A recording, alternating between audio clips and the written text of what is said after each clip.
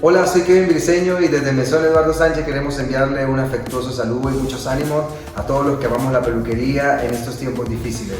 Gracias por seguir adelante y sobre todo queremos desearle un feliz día del peluquero. Desde aquí le enviamos un fuerte abrazo y un besote gigante para ustedes.